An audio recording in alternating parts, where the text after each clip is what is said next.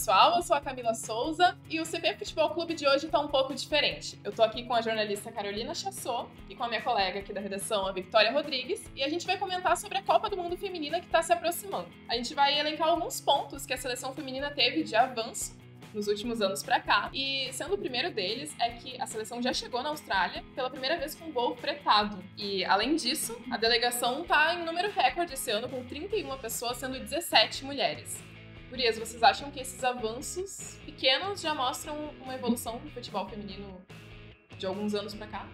Sim, eu acho que essa Copa é uma Copa de bastante evolução no futebol feminino. A Copa de 2019, que foi na França, já teve bastante coisa avançando. Por exemplo, foi a Copa que mais teve telespectadores assistindo a final. Então, acho que essa Copa também vem para fortalecer ainda mais o futebol feminino. Né? Nessa Copa a gente teve a primeira vez tendo um uniforme, um traje especial para as mulheres, coisas que nunca tinha acontecido. Foi nessa Copa também que aconteceu a primeira coletiva de imprensa, convocando as mulheres para participar, né, convocando as jogadoras. Então, acho que essa Copa tá vindo com bastante avanço, assim, claro, não dá para comparar com a masculina, né, mas eu acho que os avanços são importantes e isso faz com que cada vez mais o futebol feminino as pessoas comecem a consumir mais o futebol feminino. Tá sendo mais aproximado do público também, né? Os jogos vão ser transmitidos na televisão, então eu acho que se aproxima também, né? Tipo, o público tem muito mais proximidade com o futebol masculino porque ele é mais divulgado. Então, esse ano a divulgação tá mais pesada, com certeza vai aproximar muito mais o público das meninas. E algo que a gente estava comentando nos bastidores é que até a Carol comentou a questão de ter pela primeira vez uma coletiva. E a partir da coletiva teve críticas para a convocação, né? Sim, exatamente. E apesar das pessoas criticaram, né, a goleira Bárbara, que é uma pessoa que foi muito criticada para a convocação, isso é um ponto positivo porque mostra que as pessoas estão acompanhando o futebol. Se não tem críticas, quer dizer que ninguém está olhando. Então, querendo ou não, essas críticas, claro, crítica é sempre ruim, né? Ela ler as críticas não é bom. Mas quer dizer que as pessoas estão tentando se informar sobre o assunto, estão vendo sobre o assunto a ponto de, ok, eu não gostei da convocação dessa jogadora. Então, acho que isso é muito importante para poder começar a ter este debate do que é o futebol feminino, quem é essa jogadora, por que ela está sendo criticada. Né? Então, foi muito importante essas críticas aí. E claro que as críticas eram porque teve visibilidade na TV convocando as jogadoras. E outro avanço que a gente teve é que, pela primeira vez, a treinadora, né, uma mulher treinando a seleção na Copa. E outro avanço também foi criado um núcleo, né, de saúde focado nas mulheres, né, com um grupo de ginecologistas, de psicólogas, isso nunca tinha tido. Enquanto o masculino tem toda uma assistência específica para eles, as meninas nunca tinham tido isso, né, que é outro avanço que também acho que é importante de mencionar aqui, né. Sim, a gente consegue ver agora a seleção mais de uma forma profissional. Sim. Teve uma Copa, eu acho que foi de 91. Não vou lembrar agora exatamente o ano, mas acho que 99, que a seleção feminina jogou com os uniformes que tinham sobrado da seleção masculina. Então, tipo, isso é um absurdo, sabe? Não tinha nem uniforme próprio. E hoje em dia a gente já tem coisas que são para a seleção feminina. Então, é um avanço muito grande, né, para as mulheres. Antigamente, quando as meninas nasciam, não existia a possibilidade de ela ser uma jogadora de futebol, assim. Então, são coisas importantes. Hoje, se eu tiver um filho, uma filha, ela provavelmente vai poder, o que tu quer ser? Jogador de futebol, então tudo bem, sabe? Vai ter mais incentivos, porque obviamente antigamente não tinha nenhum. Mas enquanto a gente teve avanços, se a gente olha para o salário das jogadoras, a gente pode perceber uma discrepância absurda com o salário dos jogadores, né? De mais destaque. E recentemente foi divulgado um ranking mostrando as 5 jogadoras mais ricas. A Marta aparece em primeiro, só que o salário da Marta não chega a 2 milhões por ano. 1,94 milhão por ano. E se a gente olha para Messi, Neymar, são números absurdos, assim. O do Messi se aproxima de 19 milhões por mês. Então, não tem nem o que dizer, né? Porque, por exemplo, a Marta, ela já foi 6 vezes a melhor jogadora do mundo, né? O Messi foi 7 vezes, se a gente quiser comparar jogadores melhores do mundo. Mas se a gente pegar a Marta com qualquer jogador meia boca que tem no futebol brasileiro, ela ganha menos que esse jogador, né? Então é uma coisa que não... A gente sabe todos que tem no futebol feminino, não tem tanto apelo, não tem tanto patrocínio, consequentemente não tem tanto dinheiro entrando. Mas mesmo assim é uma diferença muito gritante, assim, dos salários dos homens com as mulheres. Mas a gente tem uma diferença de 60 anos do futebol feminino pro masculino, né? O masculino tem 100 anos, o feminino tem 30. Então, obviamente, vão ter muitas coisas que ainda não vão conseguir se igualar Porém, eu acho que trazer esses debates já é algo que as pessoas vão começar a olhar e cada vez mais a gente falando sobre a Copa Feminina, terão mais patrocínio, terão mais dinheiro e, consequentemente, o salário das atletas tem que aumentar. Mas é triste, assim, não vou dizer que é triste, né, a gente aumentar um salário de 2 milhões por ano de uma pessoa, mas é triste se a gente comparar os colegas, né, de trabalho dela. Não tem nada a ver, não bate assim uma coisa com a outra. E até rolou um vídeo, né, da jogadora atacante Nicole encontrando o pai no aeroporto, né? Que ele trabalhava no aeroporto. Imagina qual jogador masculino iria ter um pai que trabalha no aeroporto e que levasse essa filha até o avião, né? Sim, pra ela esse ir até a vídeo Copa. ele foi divulgado de uma forma assim, como se fosse muito emocionante. É verdade, Nossa, que sim. momento. Uhum. Mas a gente tem dois lados, assim, é muito bonito ver eles se abraçando, eles se encontrando, porque deu a coincidência de ele estar trabalhando no dia que a seleção estava indo viajar, né, pra Austrália. E ele é auxiliar de rampas, não do aeroporto. E é muito bonito o vídeo, o abraço deles, mas se a gente para pra pensar em que momento isso aconteceria com a família, né, de um jogador, um homem, né? Sim, provavelmente a família do jogador já estaria num hotel extremamente caro, luxuoso na Austrália, esperando o filho chegar. Não trabalhando, né?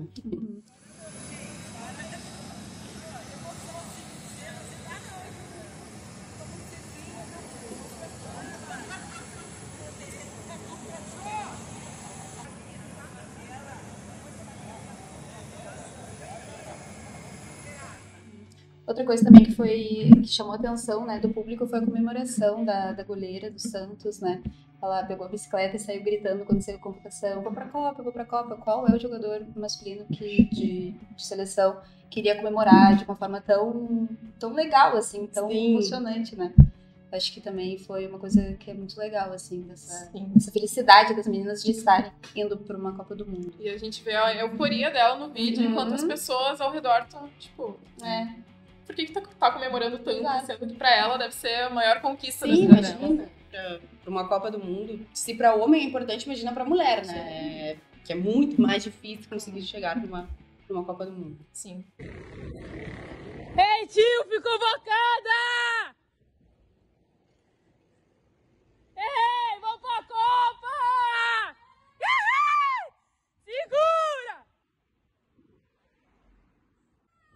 Segura! Vamos pra Copa! Segura! Vamos pra Copa! Eu tô muito louca!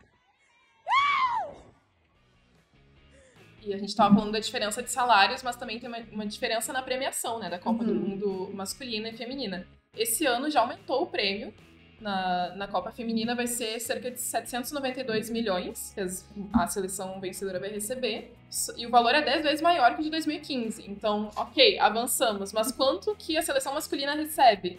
São 2,3 bilhões. E aí, o salário tem muito mais apelo à seleção masculina, mas mesmo assim é muita diferença do quanto a FIFA, enfim, a CBF, apostam na seleção feminina.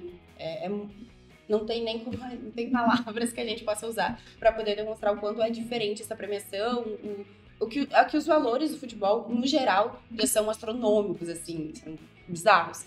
E daí vai se comparar com o mesmo esporte, só que, né, com outra...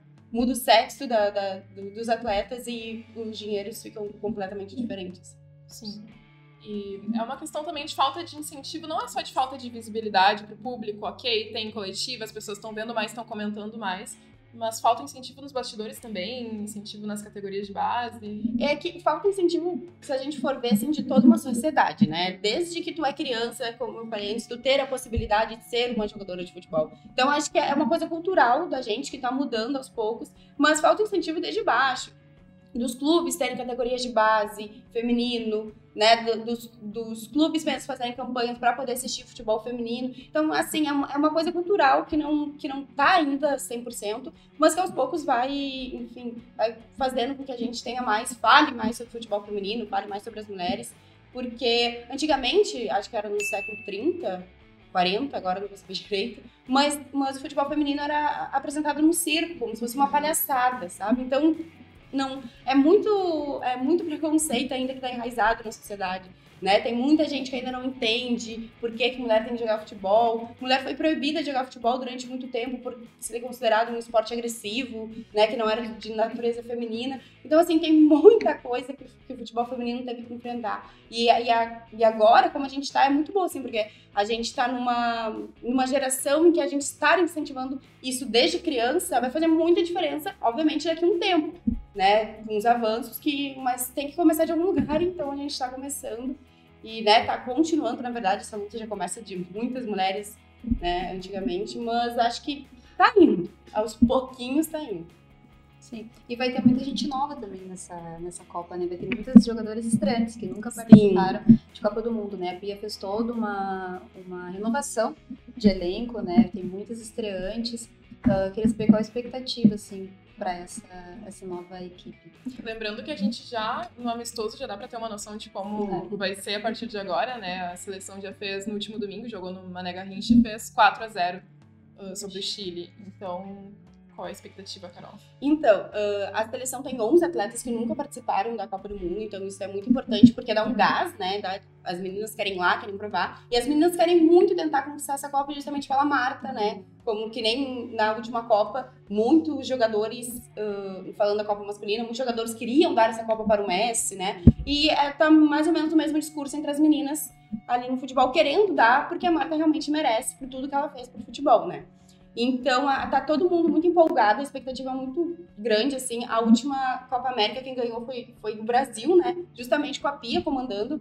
Então, as meninas estão vindo bem, assim, empolgadas. Elas são em 8º no ranking, obviamente não são as favoritas, mas elas estão em 8º no ranking. E é uma seleção nova, misturada com meninas que já participaram. Então, é muito importante ter essa experiência, né? De pessoas que já participaram, tanto para conseguir focar mentalmente, saber como lidar nos jogos, porque são jogos, né? Todo jogo é importante, então todo jogo é uma pressão. Então eu acho que elas estão bem empolgadas, querendo dar esse troféu para Marta, que é importante, né? Eu acho que a Marta super merece. E o Brasil também, mas principalmente pelo que a Marta já fez no futebol, merece muito trazer uma Copa do Mundo pro Brasil. Até em uma das coletivas, a Pia destacou que tem uma mistura de muitos sonhos, de as meninas estarem pela primeira vez na Copa, mas também tem uma mistura de experiência, então ela fez isso até nas jogadoras que ela selecionou para convocação, que tem a Marta, que tem muita experiência. Né? Que tem a Bárbara, que foi criticada, mas querendo ou não, ela traz uma experiência, né, de Copa do Mundo. Sim, então a partir disso, dessa mistura de sonhos e expectativa pela primeira Copa, a gente tem a experiência que pode levar o Brasil para talvez ali entre os 4. Não vamos deixar em 8º. Não, vamos tentar as quartas. Sim, acho que dá. E a primeira Copa também sem a Cristiane e sem a Formiga, né? São grandes nomes do futebol. Mas acho que a Marta nem que ela não, com certeza ela não vai ser titular, né? Sim. Enfim, já tá com 37 anos, né? Já não é a mesma Marta de 20 anos atrás. Sim. Mas acho que só dela estar ali, eu acho que já é É muito importante, né? A experiência é importante, né? Trazer alguém com experiência para uma Copa do Mundo é muito importante, ainda mais que o Brasil chega bem, né? O Brasil, no último amistoso que ele teve contra a Alemanha, que inclusive já ganhou a Copa do Mundo, a Alemanha, o Brasil ganhou. Então fazia muito tempo que o Brasil não ganhava de uma seleção europeia. E o último amistoso que aconteceu em abril, eu acho, o Brasil ganhou de 2-0 da Alemanha. Então, assim, as expectativas estão altas para que o Brasil, né, consiga. O melhor resultado do Brasil numa Copa do Mundo foi em 2007, que foi semifinalista e perdeu justamente para a Alemanha. Foi semifinalista não, foi em segundo lugar e perdeu de 2-0 justamente para a Alemanha. Sim, essa atuação que a gente tem visto nos últimos meses, nos amistosos, então já dá um ânimo a mais. Sim, com certeza. E o primeiro jogo vai ser contra o Panamá, né, dia 24. Como tu acha que a seleção vai chegar para esse primeiro jogo? Eu acho que a seleção chega favoritíssima contra o Panamá, que o Panamá participou pela primeira vez, né, numa Copa do Mundo. Tá sendo agora, foi a última classificada para a Copa do Mundo, então, né, na repescagem. Então não é uma seleção que tem alguma tradição, que tem grandes premiações, inclusive o lugar melhor assim premiado delas foi em 4º lugar numa competição que a CONCACAF fez. Então, assim, não é uma seleção realmente que tem história e que tem muitas jogadoras boas, assim. Então, o Brasil é 100% favorito para enfrentar o Panamá. No grupo do Brasil, que é Jamaica, Panamá e França, realmente a que mais vai complicar é a França, né? Que já tem uma história a mais, assim, com futebol. As sub-20 da França e a sub-17 são as últimas campeãs europeias, né?